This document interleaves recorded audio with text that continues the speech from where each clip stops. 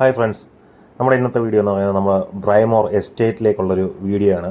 നമ്മളിന്ന് എസ്റ്റേറ്റിൽ പോയിട്ട് അവിടുത്തെ കാഴ്ചകളും അവിടെ കുറച്ച് എൻ്റർടൈൻമെൻറ്റ് പരിപാടികളൊക്കെ ആയിട്ട് ഒന്ന് സെറ്റ് ചെയ്യാമെന്ന് വിചാരിച്ചു. അപ്പം അങ്ങോട്ടേക്കുള്ള യാത്രയാണ്. പോകുന്ന വഴിക്ക് നല്ല മഴയും കാര്യങ്ങളൊക്കെ കിട്ടിയിട്ടുണ്ട്. എന്തായാലും നിങ്ങൾ വീഡിയോ സ്കിപ്പ് ചെയ്യാതെ ഒന്ന് കണ്ടു നോക്കും. സംഭവം വളരെ ഷോർട്ടായിട്ട് എടുത്തേക്കുന്ന ഒരു വീഡിയോ ആണ്. നമുക്കൊരു 1 ഡേ ട്രിപ്പൊക്കെ പ്ലാൻ ചെയ്യുന്ന ആൾക്കാർക്ക് പറ്റിയ ഏറ്റവും ബെസ്റ്റ് സ്പോട്ട് തന്നെയാണ് നമ്മുടെ ട്രിവാൻഡ്രത്ത് വരുന്ന ബ്രൈമോർ എന്ന് പറയുന്ന സ്ഥലം. അപ്പം നമ്മൾ ഇന്ന് ചെയ്യുന്ന വീഡിയോ എന്ന് വെച്ചാൽ ബ്രൈമോർ എസ്റ്റേറ്റിനെ മാത്രം ഫോക്കസ് ചെയ്തുകൊണ്ടാണ് ചെയ്യുന്നത്.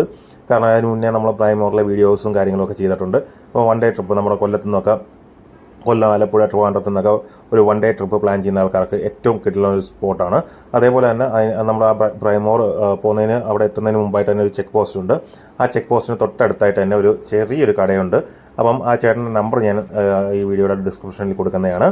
അപ്പം ഫുഡ് വേണ്ടവർ വിളിച്ച് പറഞ്ഞു കഴിഞ്ഞാൽ നല്ല കിടിലം ഫുഡ് നമുക്ക് വേണ്ടിയിട്ട് മാത്രം ആ ചേട്ടൻ ഉണ്ടാക്കി തരും.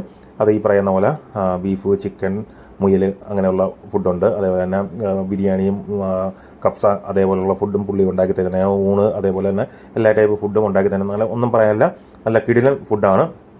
അപ്പം നമ്മൾ ബ്രൈമോർ എസ്റ്റേറ്റിനകത്ത് കയറിയേക്കുകയാണ്. അപ്പം നിങ്ങൾ കണ്ടല്ലോ, അവിടെ ഒരു ചെക്ക് പോസ്റ്റ് അല്ല, നമ്മൾ ആ എസ്റ്റേറ്റിലോട്ട് കയറണമെന്നുണ്ടെങ്കിൽ നമുക്ക് പാസ് ഉണ്ട്.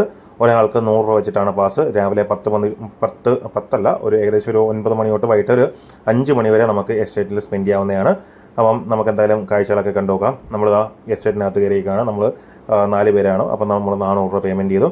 ഇതിവിടുത്തെ പഴയ ടീ ഫാക്ടറിയാണ്. ഇപ്പോഴും വർക്കിംഗ് ആണ്. പക്ഷേ എന്ന് വെച്ചാൽ വർക്കിംഗ് കണ്ടീഷനാണ്, പക്ഷേ ഇപ്പം വർക്കിംഗ് അല്ല. സംഭവം മോട്ടറും കാര്യങ്ങളെല്ലാം വർക്കിംഗ് ആണെന്നാണ് ഞാൻ ഉദ്ദേശിച്ചത്. നമുക്ക് ജസ്റ്റ് അകത്തൊന്ന് കയറി ഒന്ന് പെട്ടെന്നൊക്കെ ഒന്ന് കണ്ടിട്ടിറങ്ങാം.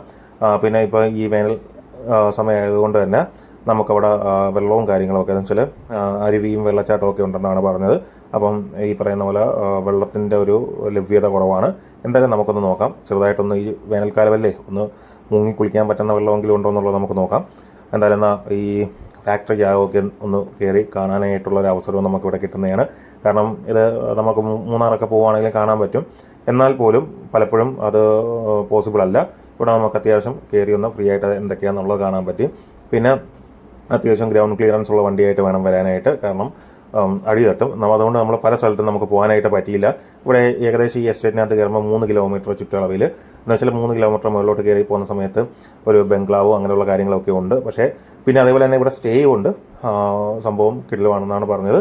നമ്മളിതുവരെ സ്റ്റേ ചെയ്തിട്ടില്ല. എന്തായാലും നോക്കാം. നമുക്ക് ചെറിയൊരു അരുവി കിട്ടി. അപ്പം നമ്മളവിടെ ഒരു കുറച്ച് സമയം ഒന്ന് സ്പെൻഡ് ചെയ്തിട്ട് നമ്മൾ നേരെ ആ വന്ന സ്ഥലത്തേക്ക്, എന്ന് വെച്ചാൽ നമ്മൾ ആ എന്ന് വെച്ചാൽ ആ ഒരു ടീ ഫാക്ടറി കണ്ടില്ലേ, അതിൻ്റെ അടുത്തായിട്ട് തന്നെ നമുക്കൊരു ചെറിയൊരു അരുവി എന്ന് വെച്ചാൽ അവർ ഇപ്പം വെള്ളം ഒന്ന് ചെറുതായിട്ടൊന്ന് തടഞ്ഞു വെച്ച് ഒരു നമുക്കൊന്ന് മുങ്ങി കുളിക്കാൻ പറ്റുന്ന രീതിയിൽ, എന്ന് വെച്ചാൽ അധികം വെള്ളമൊന്നുമില്ല, മുട്ടപ്പം വെള്ളം അല്ലെങ്കിൽ അരയ്ക്കൊപ്പം വെള്ളമേ ഉള്ളൂ.